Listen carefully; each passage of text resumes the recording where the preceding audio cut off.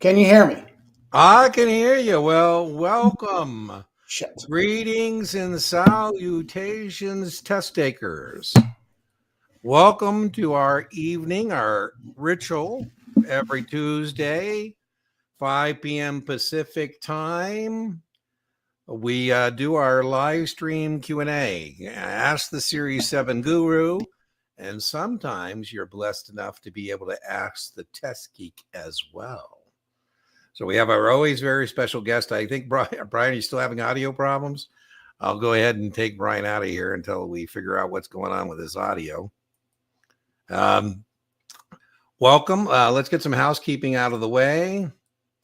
And if you tell us where you're joining us from, what state or city, county, country, whatever the case may be. On my analyticals at YouTube, they tell us our #1 country after the United States is India, surprisingly enough. I keep meaning to set the Google switch where it will automatically translate into foreign languages. I'm not sure it would be able to translate FINRA and NASAA stuff because I don't think it's in English to begin with. So it might have a little bit of a struggle there.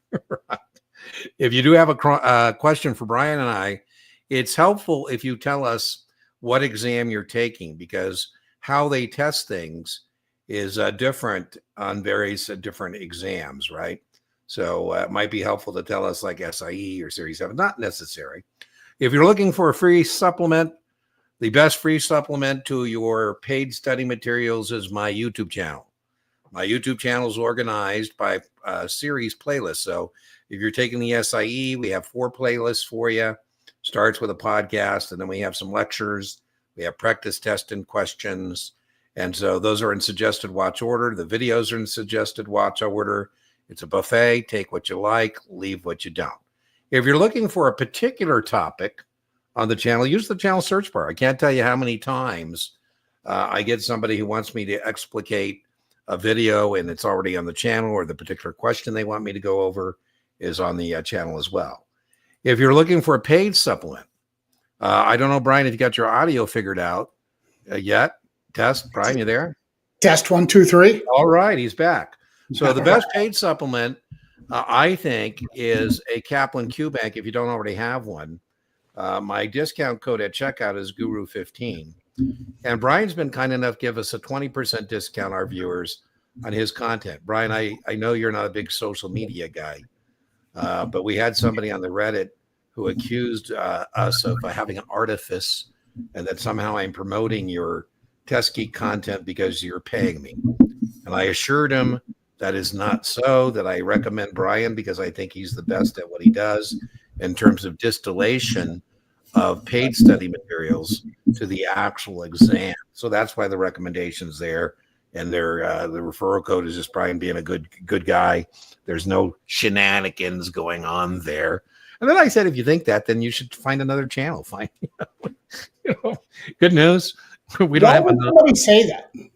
I don't know. I think he was. I think maybe he's a covert operator of someone else. Perhaps would be my guess.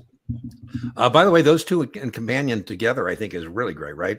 If you have the resource, not everybody does, but if you have the resource to get a Kaplan Q Bank, if you don't already have one, and you have the Test Geek live video course on top of that, with the class notes that Brian has in his his practice test, I think you're in pretty damn good shape.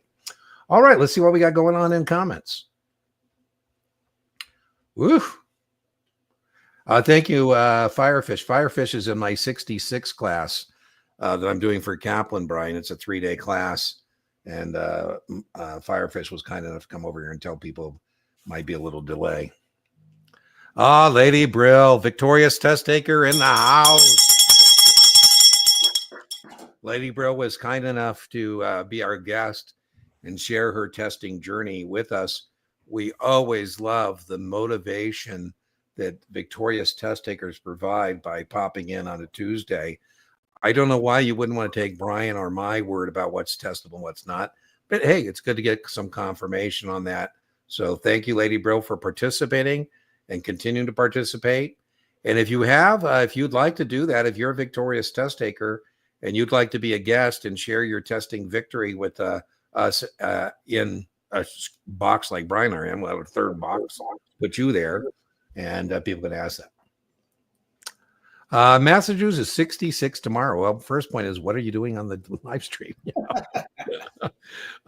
Listen, if you're in Massachusetts, my goodness, what is it? 8:05 there? Okay, not too late, but I can't stress this enough. The most important thing is to get a good night's rest. I don't know about you, but when I'm not well rested, my reading skills are diminished.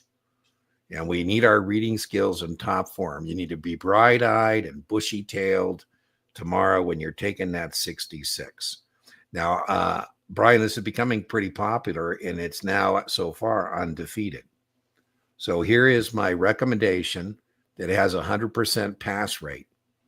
And we might jinx it because it's pretty short term here. We only got one night and one morning. I want you to go. I'm not sure. I'm going to say S.J. Lancey. I'm going to say your name is Lance, just for purposes of this recommendation. As soon as you leave this live stream, I want you to go into your bathroom, and I want you to look on the mirror, and I want you to say, "Mirror, mirror on the wall, who's the greatest 66 test taker of them all? Lance, Lance, Lance." Hoorah. You got tonight, first thing in the morning, twice. I don't know if I should put the pressure on our mirror on the wall, 100% pass rate. Last minute tips, I just gave them to you. The biggest thing for tomorrow is be confident in the execution of your study plan. Be confident in yourself. Most importantly, tomorrow, be confident in your answers. Brian, you have any last minute tips? Good night's sleep. Get a good night's sleep. Good cup of coffee in the morning. I have an odd sense of humor. So, I know. we should have said something like, you need to read the book one more time, cover to cover, but tonight before tomorrow. I'm sorry, Brian. What? Don't you have that test in 60 minutes thing? Yeah, I certainly do. If you haven't found that already. Comments about that too. Listen, a lot of people love this. I think there's two things I'd recommend. I'll throw Brian into the mix too. Mutual Admiration Society. I don't think that tomorrow that the Series 66 or any exam is a natural circadian rhythm. And so we would like you to try as much as possible to be in the right flow. And I made a whole series of 60-minute videos to be watched the night before and the morning of. You're never going to learn this in 60 minutes. I call it the Series 66 in 60 minutes or SIE in 60 minutes. I've got them for every series. But what I think it might do is just kind of get your brain thinking about it, confirm some things that you're going to encounter. And I think that's a great way to kind of get in that rhythm. Because, sometimes I had a lady I was working with, Brian, and it really weird. Her first 25 questions, she's just kind of off the rails a little bit. And then she, pulls it together. But, you're putting yourself in a hole. She wasn't able to pull it out, everything. I said, well, next time we do a practice test together, let's just really be intentional. I don't want to sound like my new age sister-in-law, but let's, before we start, just kind of go, time to test. So we're starting off in that right mindset. Couldn't believe it. It worked. I mean, you got a better score. Now, the other thing I tell people to do, if you have Brian's practice test, I think Brian's practice test have the best correlation to the actual exam. And I like people, if they have that, to actually maybe 2 or 3 days, I'll use that as their kind of last mark, their last intellectual inventory.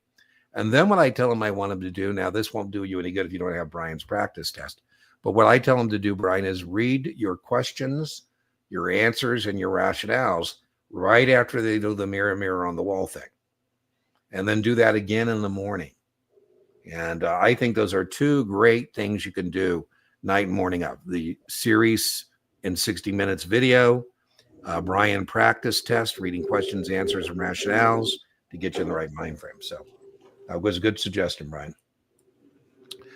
SIE from Georgia. All right. Los Angeles tomorrow. Torrance. I know exactly where Torrance is. I spent some of my childhood in Redondo Beach, which is next door to Torrance. And one of our favorite beaches growing up was called Rat Beach, right after Torrance. MD, I think, is Maryland, right? 66 yes. From Maryland. Some great crab. What are those, Ryan? Those soft shell? Oh, I think Ryan had a question for me. I think, Ryan, I got an email about poor man's flashcards. Ryan, if this is you, I don't know if it is. The question that Ryan sent is, can you possibly have too many flashcards? The answer is yes. I think flashcards are wonderful. I think they're wonderful to reinforce recognition. I'm old school. I like the kind you make yourself. And I like them too to get rid of significant others who are bothering you. I would have two sets. One I actually used to study, and one I used to get rid of people. Hey, honey, can you run the flashcards with me? And on that one, I'd have like disintermediation, hypothecation. They say, oh my God, I better leave you alone. But I have had, Ryan, people who have, oh my God, they have so many flashcards. I've offered to go through them and throw the ones in the trash that I think, because it becomes overwhelming if you have too many, and then you're not making the editorial decisions about a flashcard. Mike has been kind enough to join me in my 3-day class, and I always put like a TQ next to some of the items that we discuss to represent that that's a potential test question, not verbatim. That would obviously be, I think, a flashcard fodder to write that down, that kind of thing. So, Brian, what are your thoughts? Is it possible to have too many flashcards? Absolutely. To be quite honest, I am not a flashcard guy. Okay. I'm an outline guy. I like to write my own outline. NASA already gives us 4 content areas, right? So as we're going through your videos, my videos, the textbook, whatever, that's what I did initially for the Series 7. The first time I took the Series 7, way back when, I took notes and created an outline. It's essentially the same thing. It really is. I would also say it's within it's in the context, right? There's context around it. I'm with you. So not everybody's a flashcard guy. Some people Yeah. Listen, as we always say, it's a buffet. Take what you like, leave what you don't. One more point. With Brian's outline or flashcards, I do think people start sometimes a little too soon on their flashcards and outline. So I don't want you to get bogged down. Sometimes people say, Dean, I can't get past chapter 2. And it's because they're literally rewriting the book. So my recommendation is, I know I get people, Brian, who are credulous when I say this. I would like you to read the book cover to cover and as close to one setting as possible without making any notes, just to see what that looks like, cover to cover. Now, I get it. You may not have time to do that, but good news for you. Brian and I have done podcasts that cover the content cover to cover, so to speak. So, for example, 66, we have a podcast series we did. 65, we have a podcast series we did. And we, Brian, always get great feedback on those podcasts. So maybe I've been telling people, maybe that's the way they start. Maybe they watch our podcast to kind of get an idea of what it looks like start to finish, so to speak. Testing tomorrow. Wow, we got a lot of just here for some decompression. There you go.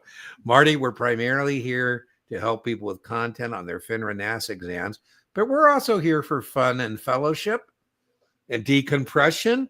In fact, to decompression. For me, Marty, it's a long day's journey into night because I'm teaching a class and then we're doing this. So 3 and 1, that'll get it done. Brian, I got a question for you. Brian's a hockey fan. Is it still a hat trick if I have 3 successes, but like I have a shot on goal or I mess up or something? Yes. Do I have to have no defeat in the 3-0? You score 3 times, it's a hat trick. So whether or not I had problems in between, right? Correct.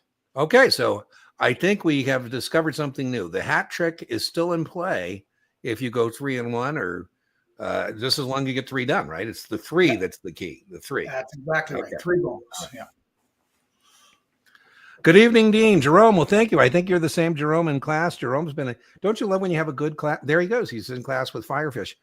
It's so, Brian, isn't it nice when you have a class and you have the right mix of people who are active in a way that is not distracting and add to our time together? And I got to tell you, Jerome and Firefish are both 2 active participants. Nothing worse than hearing a guy like me drone on for 3 days. So thank you for your participation. Studying Series 6 out of Fayetteville, North Carolina. All right. Need help with dividend discount model and discounted cash flow? Well, two things, Jerome. We're going to be doing a lot of that tomorrow in class. So I know you're excited. But these are valuation techniques. And I got to tell you, Brian he's pretty good on some of these concepts. And so I'll just turn it over to Brian's board here just a sec. What I would add is what we're trying to do here is a valuation method. What we're trying to figure out is what is the present value of these future cash flows? And based on that, if we're getting a good deal or a reasonable deal in terms of valuation. Brian, all yours now. Yeah, I did a YouTube video, I don't know, a year and a half ago or so. It's one of my best YouTube videos. It's only like 18 minutes long. Doesn't cost anything. No one's getting paid for it.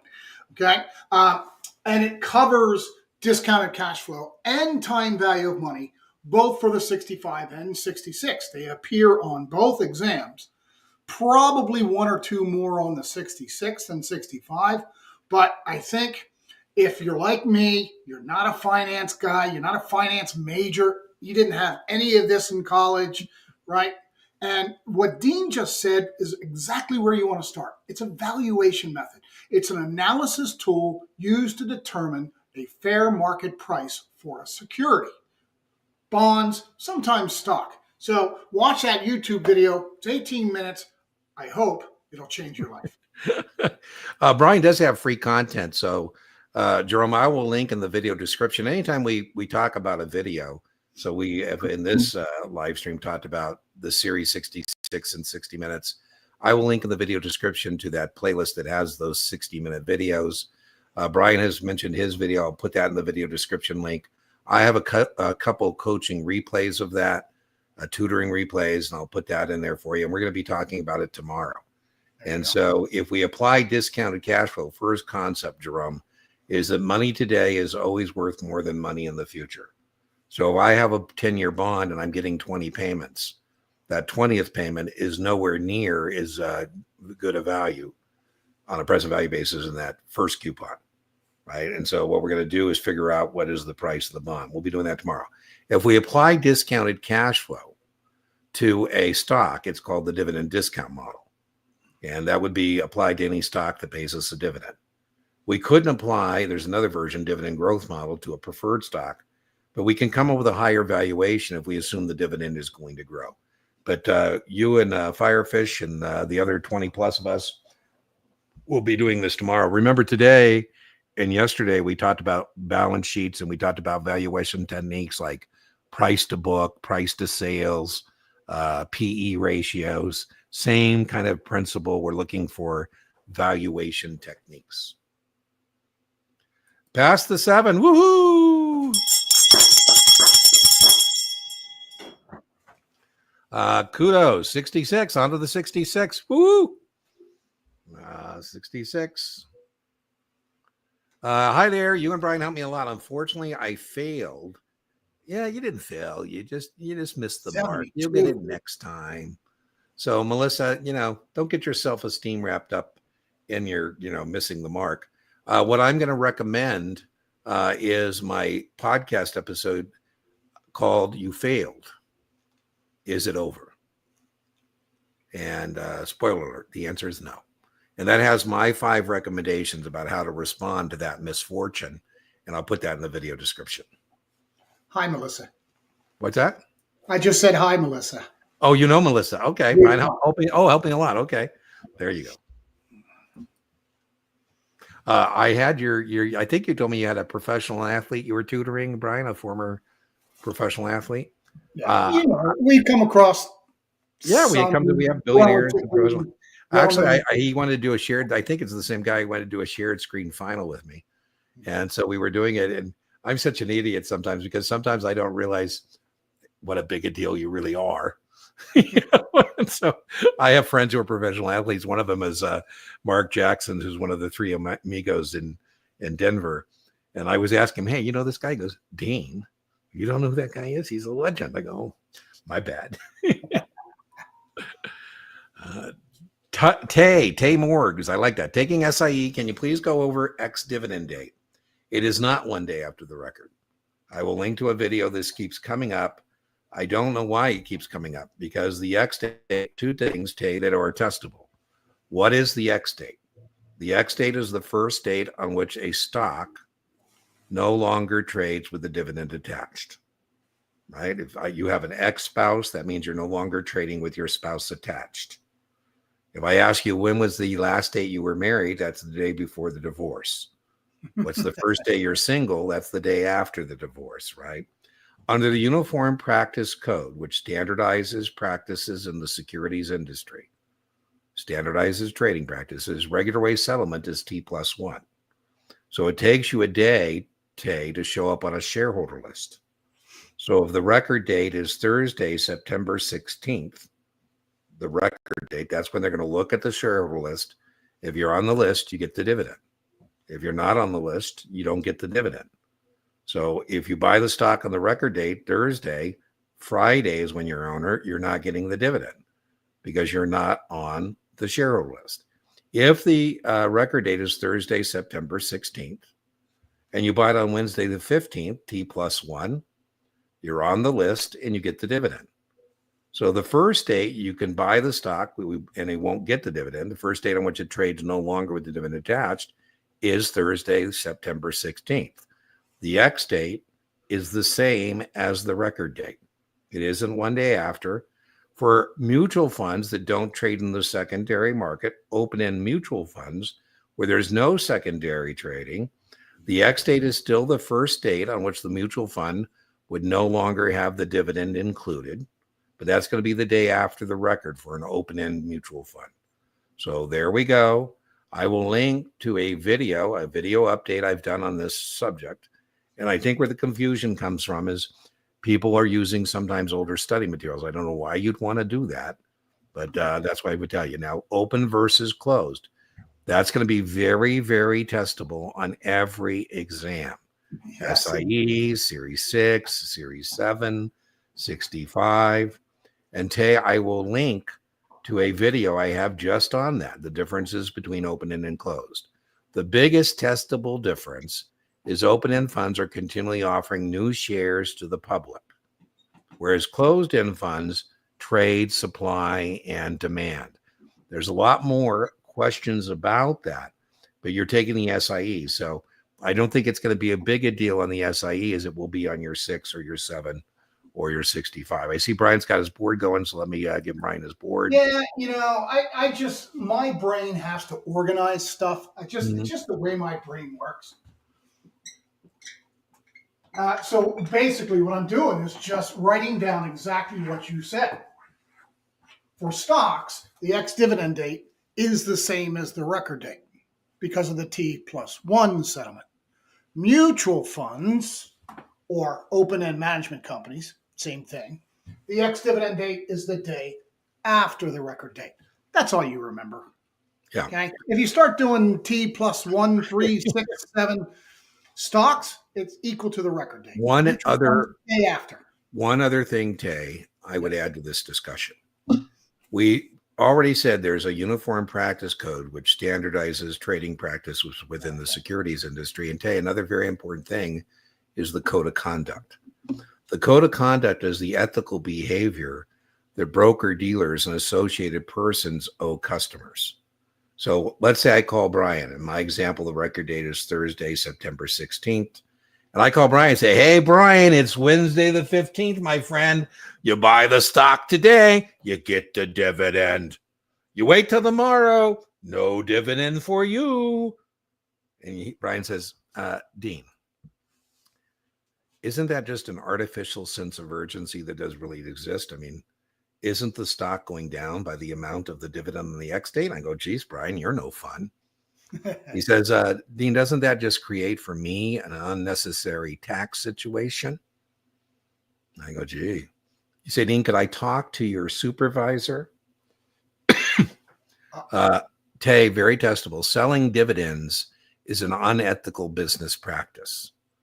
So we should not use this impending X date as an artificial sense of urgency that does not actually exist, right? So that's the thing I would add.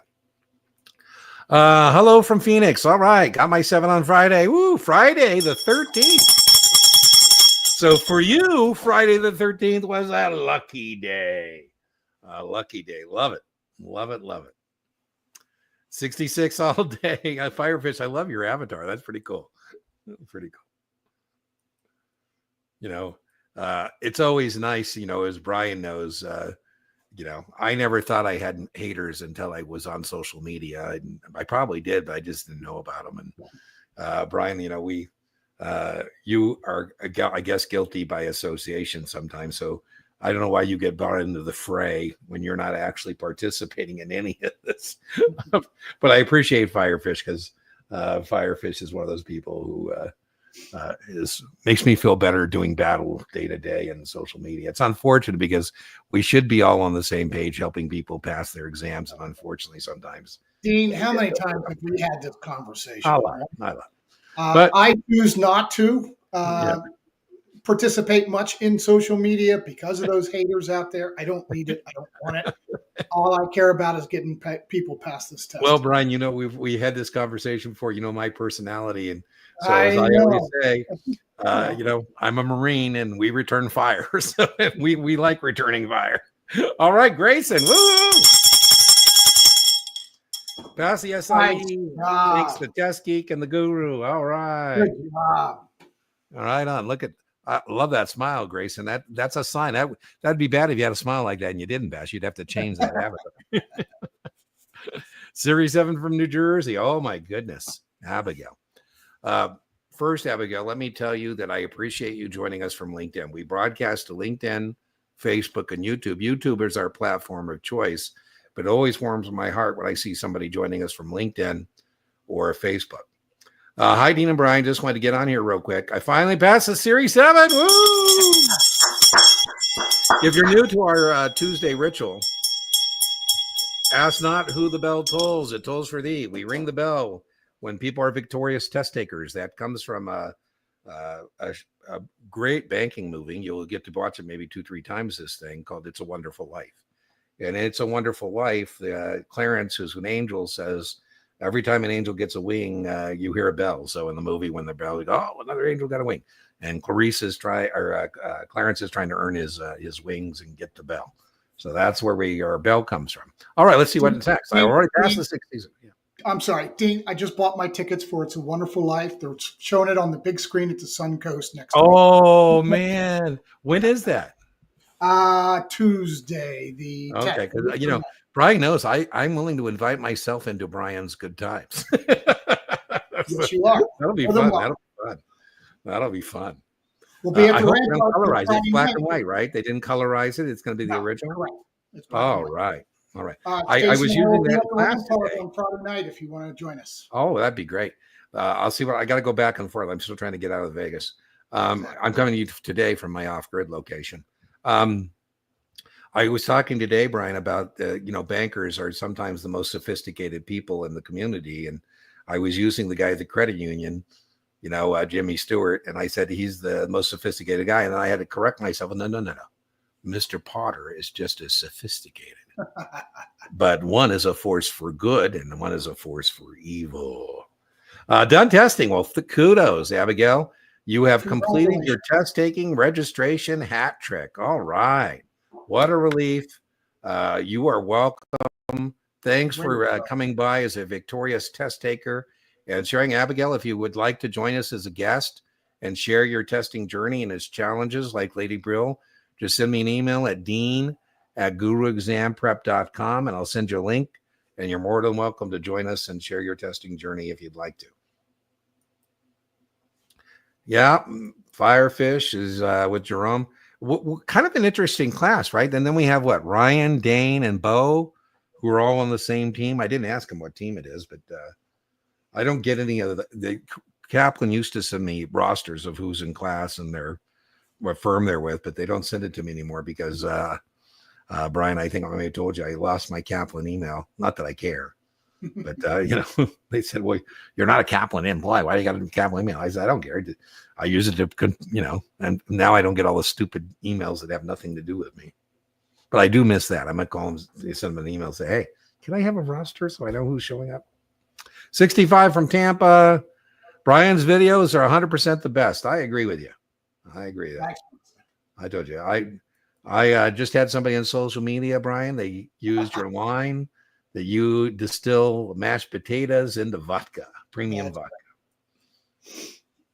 vodka. Which testable sections are people usually most likely to miss on test day? Well, everybody fails in their own way, I guess, Bradley. Bradley, watch our podcast. I'll tell you exactly the answer to that. Yeah, question. we I think it's our first episode. I believe it is. Yeah. Okay, so check out our podcast, first episode. I think we called it like "Who Passes and Fails the 66 and Why." It's almost something. Well, we do that for both of them. Yes. Yeah. So I think everybody's unique. I do think I'll just comment briefly. It's not so much the subject as it is the attitude, I would say. I tell 66 folks that you have every right to have a pep in your step coming off your 7 tests and victories. Absolutely. However, don't suffer from hubris. Make sure you treat that 66, Bradley, with respect. And what I find a lot of people, Bradley, do is they don't do a thorough dive on 66 and they see some familiar content. And then they say, oh, I got this.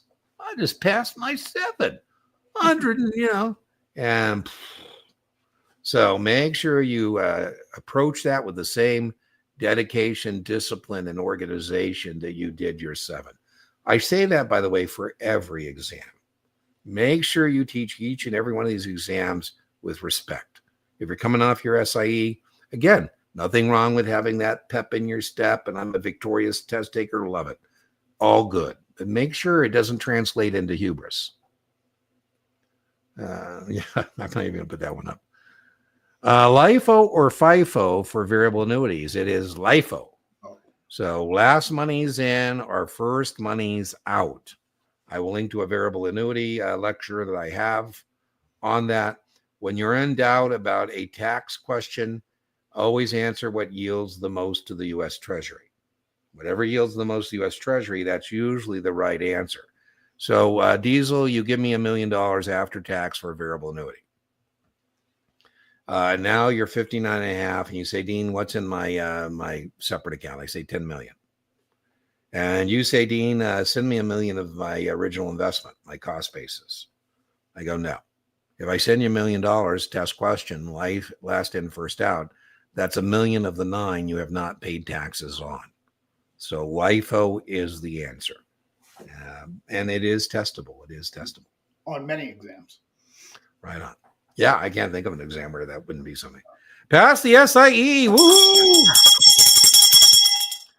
As I always say, Joshua, the journey of 3-0 begins with 1-0. Right. So you can't go 3-0 unless you go 1-0. I like it. 6 top off. Love it. Thank you. You're welcome. I'm imagining if you're first command advisor, I would imagine you're a former military folk like myself. And my service branch, once a Marine, always a Marine, Joshua. But if I am correct, thank you for your service. And I think former military folks do pretty well in our business because as a former military folk, we usually have pretty good dedication, discipline, and organization. There you go. Oh, so you got to go get the quadrophenia, right? You got to go do the 4 for 4. I think the most challenging one. So Joshua, again, we want to respect the 6, but I think you could almost pass out of the 6 based on overlearning and outperforming on the SIE. Oh, you're going to add some things to that. As I look at your journey there, I think the biggest challenge is going to be that 65. Yeah. That thing is going to be a bear. So, build up to that and just know that's going to be the hardest of the victories to get. Test Geek is the best. All right. Many other colleagues have said the same. I'm not surprised, right? Thank you so much. I love you, man. LOL, indeed. Our business is pretty simple, to be honest. I mean, if we help you make your mark, people are usually happy. So, Brian, I was telling you, this social media brouhaha. I said, listen, my friend, I mean, you are accusing these test takers of being shills for Brian and I, and they're simply commenting that we were contributing to their testing victory. And so you need to be focused on what our community is about, which is passing tests, not, whether Dean and Brian are being paid and listen, we get paid well, so it's not like we need to do anything untoward to make our living. Now I'm going to worry about this for the next 3 days because I some wrecked your day. I'm sorry. out there is talking about negative waves about us. And all that stuff. We're all the same community. We're That's all right. That should be. Brian and I don't believe anybody's monogamous about who can help them pass, right? I mean, my biggest struggle is business fundamentals. Now, Melissa, I don't quite understand that. Do you mean like a balance sheet? Fundamentals analysis is what you mean? We can be helpful on that. I have a balance sheet fundamental analysis class replay. I'll put that in the video description for you. Maybe that can help you find a couple more points. Continuing from my comment, I scored a 72 on Brian's practice test. Well, I told you a 72. I had somebody, Brian. Oh my God, I had to talk off the ledge. I said, listen, Brian's exam has strong correlation to the actual exam. So I don't want to hear any whining about this score. And, I don't know where a lot of test prep vendors and corporate trainers scare people in a non-productive way. And she was told by her corporate trainers that she needs a 90. Oh my God. She got a 75 on your practice test. I said, that means you're going to pass. That means you're going to pass. That is a good score. We aren't interested in getting a 90. It's simply pass, fail. I said, if you miss your mark, it's not going to be because you don't know it. It's because you're going to get wobbly. So listen, we should be saying this is great that you got a 75 on Brian's because that means you're going to pass. And she passed. But I was thinking, oh my goodness, she just had herself so worked up. Brian's paid supplement, hoping it's getting me over the line. I think so, Marty. It depends too when you take Brian's test, right? If you take the test, and by the way, I don't know why she waited, Brian. She waited till the night before the exam to take that exam, which I didn't think was a very good idea. I said, why don't we at least give us some time for remediation if we need it? And when she got that score, I said, well, thank goodness you don't need remediation. We're good to go. So I think for certainly, Marty, that will get you over the line. Yep, let's fork them. I can't believe how Brian, the Arizona State, my Sun Devils are rated. We're ranked. I can't believe that. Woohoo! Been a long time since we've been ranked. Well, it looks like we have a couple. So First Command, we got a couple First Command people out there. Jerome, I wouldn't be surprised if you served our Republic. You got a nice looking haircut there. Looks like a former military folk. I keep alternating between doing well on laws and regs and investment portfolio manager IDs. I'm scoring mid-70s training consultants. Well, I'm with Michelle. Make sure you supplement, whether it's my free supplement or Brian's paid supplement. I tend to think that training consultants are a little skinny on content. So I would like to have you take another exam, if you go to my playlist for your exam, there's a playlist for practice tests and practice questions, and maybe do one of those, hit pause, see how you score and see where that does. Mid-70s are pretty good, but I'm not as comfortable with a mid-70 on training consultants as I am on Kaplan or Knopman or STC or Brian's. So just get a confirmation on that score. Brian, you have any ideas on that? Yeah, I have a lot of ideas. Okay. So I'll try to keep it brief. That's why there's so much variable in the different testing material. STC, Kaplan, training consultants, pass perfect. There's variance in all of those. And then there's, standard deviation with those scores. I, for 25 years, have been tracking correlation between practice finals and their actual score on the real test. Because I had a boss who said, hey, Brian, is Bill going to pass? Is Mary going to pass? I had to tell him something. So I needed correlation. I find Kaplan's simulated exams to be probably the best in correlation. Again, there's more variance depending on what test you're taking. If you want to know what the variance is, I can tell you on the SIE, the 6, the 63, the 65, I can tell you them all. But the simulated exams on Kaplan tend to have the best correlation. Again, it can be 5 to 6% on either side of that. That's why the practice finals I create I try to get as close to what you're going to score on the test. Again, there's going to be a variance. There's other outside factors like test anxiety and all those other things that I can't control. Training consultants tends to overscore. In other words, they tend to be a little easier than what you end up scoring. Pass perfect, it's exactly the opposite. It's far more difficult than the real test. What I want is something that's somewhere in the middle that correlates the best. Kaplan simulated exams, my practice finals, especially for the 65, 66, and the Series 7, correlate the best. That's just from 25 years of doing this. Absolutely. Now the problem, though, Michelle, is he only has one, so That's right. You got to do it sparingly, right? It's hard. It's hard to get one that's No, really I get. So Firefish, I had somebody do the same thing. They bought some flashcards, and my God, they weren't flashcards. They like you would have Act of 33, and instead of paper prospectus act, you turn it over and it's got the entire act printed on the backside of the flashcard. So I believe in old-fashioned flashcards you make yourself. However, I have heard good reports in the modern age that some people go to Quizlet and they find some good decks there, but I believe in making your own if you're going to do it. Can you sign up for my 3-day class? Well, I do a collaboration class with Kaplan, Series 7 Guru Kaplan collaboration. I do the SIE the first month of each quarter. I do the Series 7 the second month of each quarter. And right now I'm doing the 66, which is, December. So it depends on your exam. I won't be doing another 66 class for Kaplan. And Brian, teases me all the time. I may not ever do it again, but, as it stands right now, I will be doing it again. And, some days, today, long day's journey into night, I go, well, why? I love teaching. The economics are not great for me.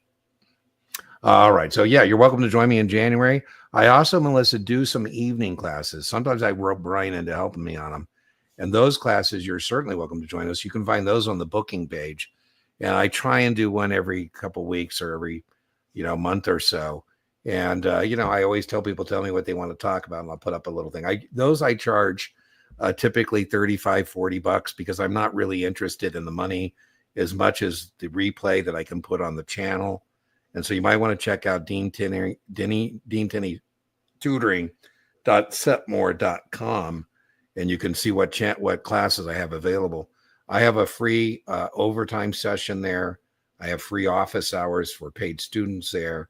And Google, Melissa, has been really on me to start charging for channel memberships and have some kind of a tiered thing.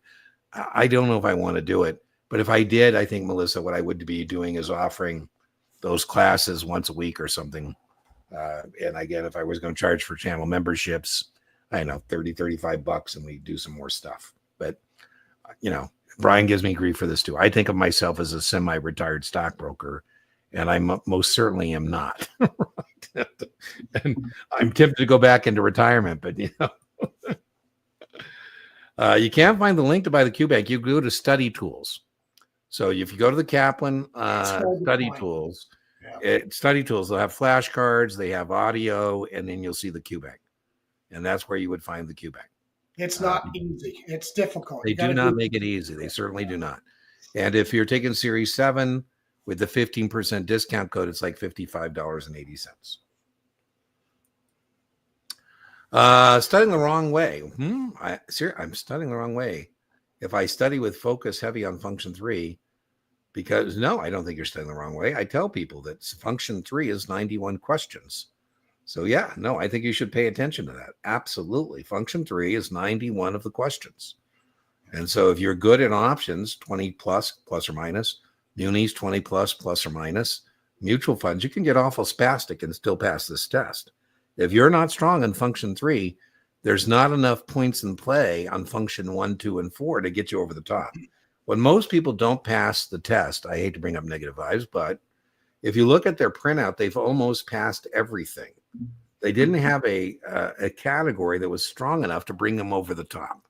Function 3 can bring you across that finish line. Consequently, it could also put you below the finish line. So, Brian, I don't know if you see this. When people get their printout when you fail, and it says borderline performance on function B. They don't realize that they left 40 questions on the table, 40 performance opportunities. What it says below average on function 1, it's like 12 questions. So who cares? Who cares? Okay, cool. So I think we took care of that for you. Okay, thanks. It's only 200 pages. Usually Past Perfect has more rather than less, so I'm surprised to hear that. I passed the SIE in 65. Woo! Well, I wouldn't imagine your 7 talks about economics because they did that in the SIE and they did in the 65. And the bifurcated SIE and 7 used to be 2 3-hour sessions of 125 questions. And then they did test on economics, and I'll defer to Brian, but when they bifurcated it, they put a lot of stuff that was in that 6-hour 7 into the SIE. And I don't think there's a lot of overlap on the economics part of the SIE as it relates to the 7. So I'm not surprised to hear that. My point, Josh, was I wouldn't worry about that. And yeah, you're right. It's not covered on the test. If you tell me you missed your 7 because of economics, I'm going to say, well, you had other problems, my friend. Your thoughts, Brian? The economic concepts that you saw in the 65 would more than cover any concepts you'll see on I agree with that. I totally agree with that. Hi, I think I don't know if she's saying hi to us again, Melissa, or somebody else. About to take any last minute study tips. I think, Hannah, I have lots of great SIE content for you. I have an SIE podcast. I have an explication of the SIE content outline. Make sure you watch that. Very popular. The 33 questions. The biggest area on the SIE is, no surprise, securities, because securities are the most essential part of the securities industry. And I have a playlist with practice tests. I'm just about to have another one up there for you. I got Knopmans. I got STCs. I got lots of content for you. And don't forget FINRA's practice exam on the SIE. Yeah, Hannah. So listen, I will link. I don't know what you mean by last minute, so be careful because that timeline is important. You mean like last minute tomorrow? Well, then you got to be careful about, investing time. But let's assume maybe you got 3 or 4 days. It would be a sin for any SIE test taker to not take the FINRA practice test found on FINRA's website. Now, Hannah, I've actually done my own version of it.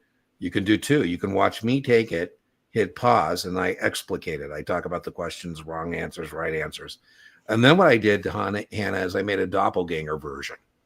The doppelganger version I made was their answer sets with different questions, where now the wrong answers, the distractors, become the right answers. So I highly recommend both of those, no surprise. Brian has also given me permission on the channel to share with you his practice tests. And you can find his, and again, you can hit pause, hit play, see how you do. And listen, if you take exception to Brian's questions, sometimes people do, and I say, take it up with Brian. He's more than happy to talk to you about his content. It's not my job to defend Brian's content. I like his content. I think it's good. It's the best content out there, but I'm not going to spend 5 emails back and forth with you about a Brian question.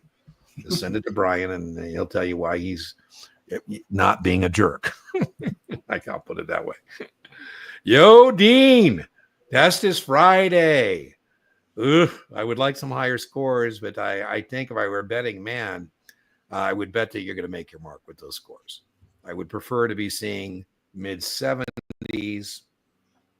I don't know. Today's the last day. Oh, man, why do these timelines collapse on us? The difference in comedy and tragedy is timing, right? I joke.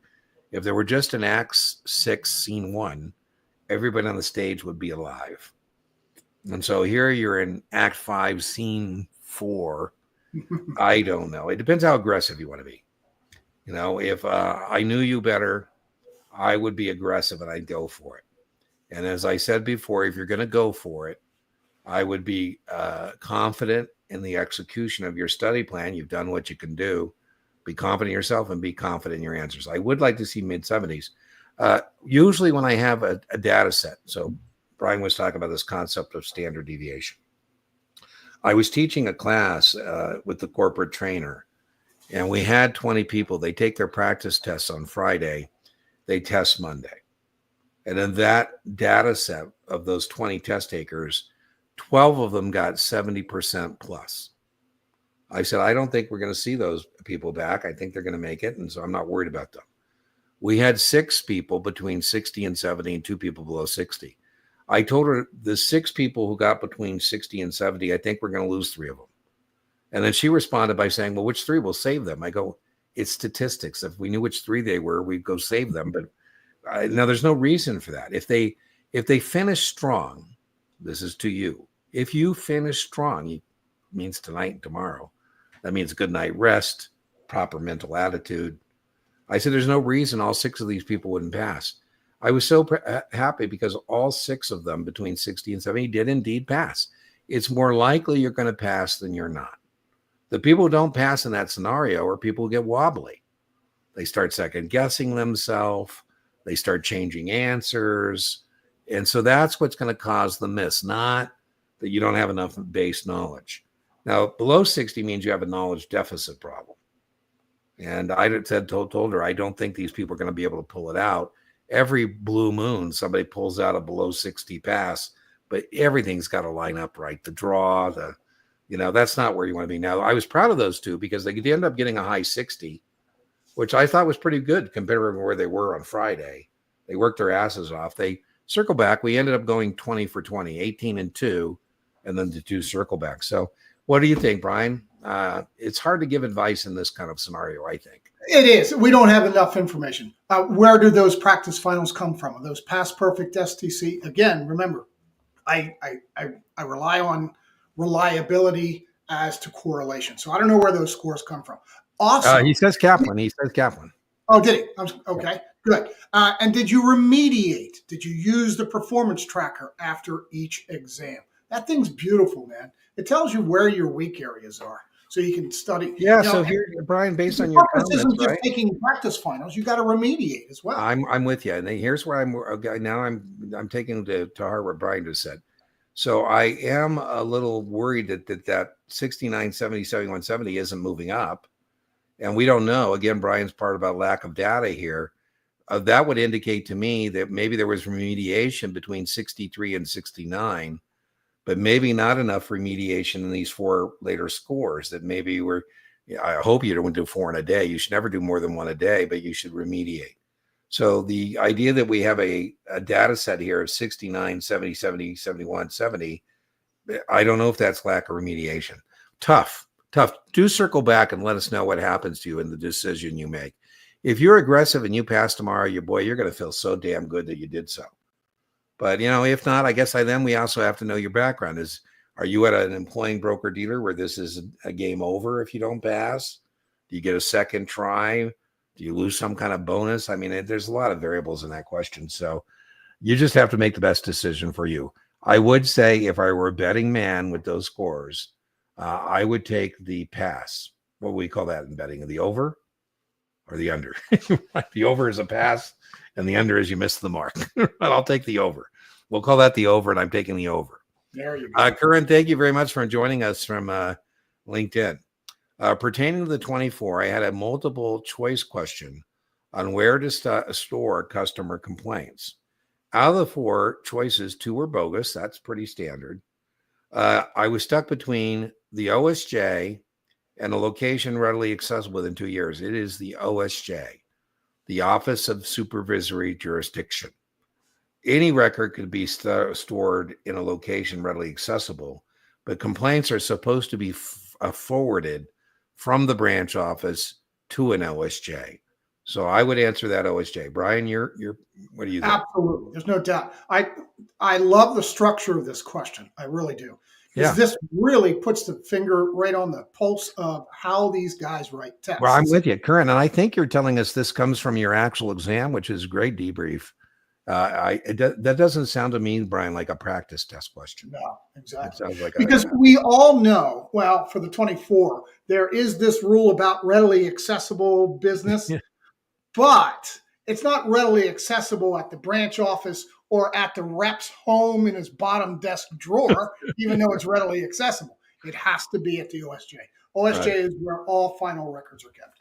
And then remember, for all test takers, customer complaints under FINRA are 4-year record. It's the only thing that is 4 years is a customer complaint. And then for everybody, customer complaints have to be handled by a supervisor. Reps can't handle their own. So as a general securities principal, you're the one who has to handle that kind of thing. Is Kaplan the best platform? The answer is absolutely yes. But Sarah, now I have to disclose I receive compensation from Kaplan. So I just taught a Kaplan class. If I didn't think Kaplan was the best, I wouldn't be spending 3 days with Jerome and Firefish in a Kaplan class. So I think that's true. I think that the other players are reputable. I don't worry about people using Notman Marks. I think they're a fine firm and the people are great people. And I don't worry about people using STC or Past Perfect. So, but it's an opinion. In my opinion, Kaplan's the best. Partly because what Brian just said. It's the total value proposition, right? And a key piece of the Kaplan value proposition is the QBank and that performance tracker. So I am a believer in Kaplan. Brian has no financial relationship of Kaplan that I'm aware of. And I still think, Brian, you think Kaplan is the best platform? I tell people all the time, because we get this. How many times have we gotten this question in the past 25 years, right? They all have their warts. They all have some bad spots. They all have some good spots. But when it comes to the practice question platform, Kaplan's head and shoulders over them all. And that's from someone who's not paid by any of these people, even Dean. That's right. That's right. So your platform is by far the best, no doubt. I think so. I Brian spends a lot of work and time trying to, do his distillation. And at Kaplan, there are subject matter experts, Chuck Lowenstein, Bill James, people who they really are dedicated people in terms of trying to provide you the best, kind of platform they can in terms of questions. So I do think the thing that tips Sarah, I think Kaplan is the winner, is the QBank. That's right. That would be my basic answer. Why I would like to think the instructors like yours truly and Mark Esposito, I think would factor in, but it's the QBank. You're welcome. You're welcome. Just passed the SIE. Woohoo! I love it. Any tips? Well, we've been talking about this whole thing. I would start your 7 by going through the podcast. I have lots of 7 content. Oh my God. I have probably 8 playlists. They're in suggested watch order with the videos. I have a Series 7 cram course, which is the equivalent of my 4-day class. So just check out the podcast first. In the podcast, I go over, the test and that kind of thing. That's where I would probably suggest starting Monday. If not my podcast series, then at least read the book first. Reading the book, I think, should be your first to-do item as a test taker, is sit down, read the book. And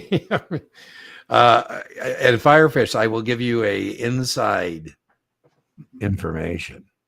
If we're trying to figure out where Brian is at, whether he's in his Northwest location with his whiteboard or his Las Vegas location, you can tell by the whiteboard. If the whiteboard is made of wood, timber, he's in his Northwest location. Yeah. But if the whiteboard is chrome and his bedazzled, then he's in Las Vegas.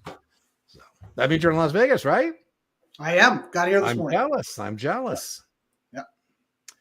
Yeah. Recently passed the SIE. Woohoo! Could you provide some guidance on what exam to take or start preparing for next? Well, if you have sponsorship, I would recommend the Series 7. If you don't have sponsorship from a broker-dealer, I would recommend the 65 because the 65 works without a co-requisite of a 7.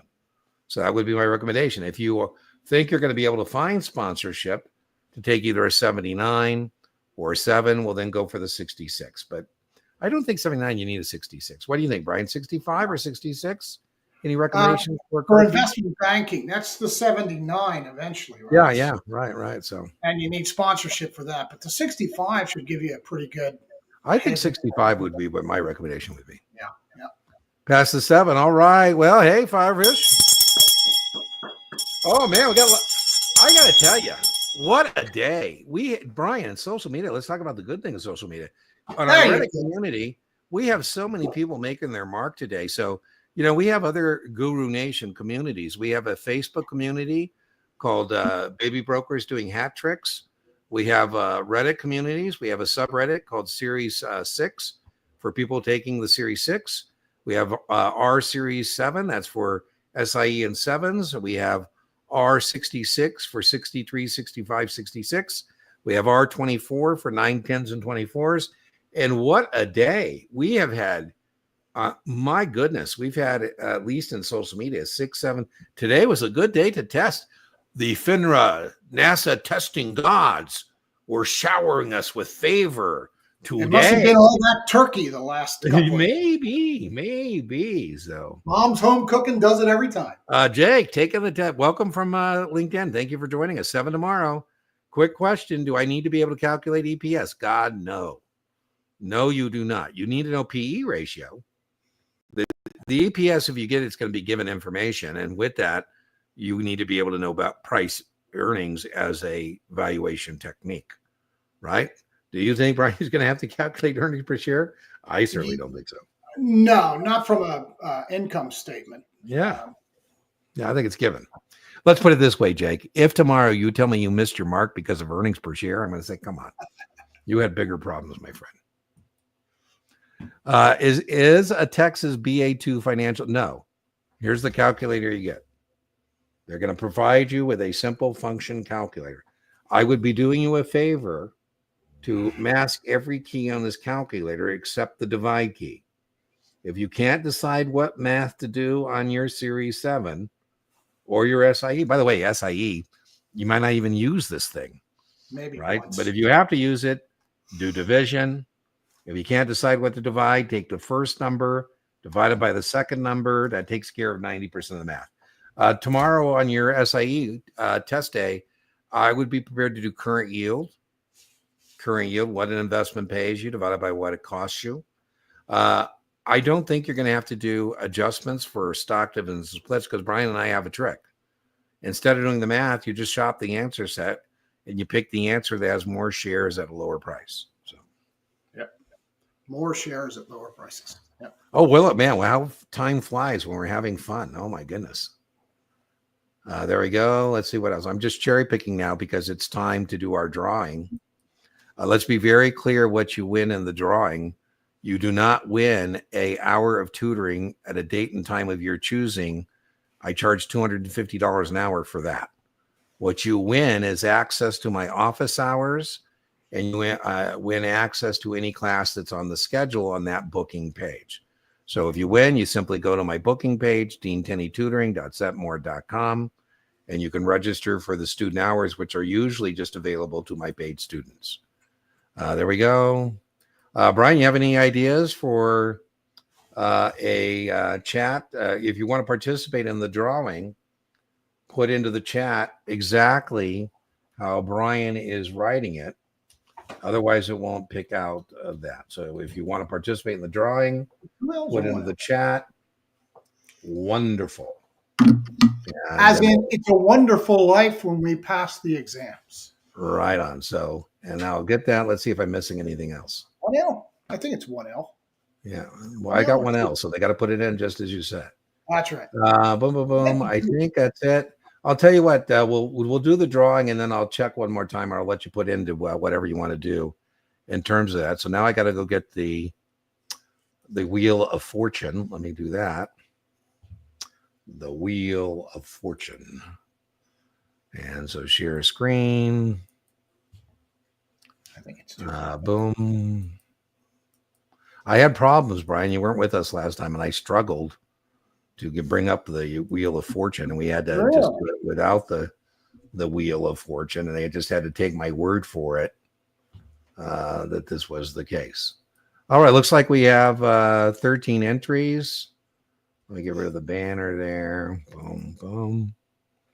13 going once, going twice. All right, here we go. And the winner is Ivy's have won twice. Wow. So Ivy thinks that last time she won an hour of tutoring at a date and time of her choice. And now she's won another session. So Ivy, I know I have to get back with you. I told everybody paid sessions take over that.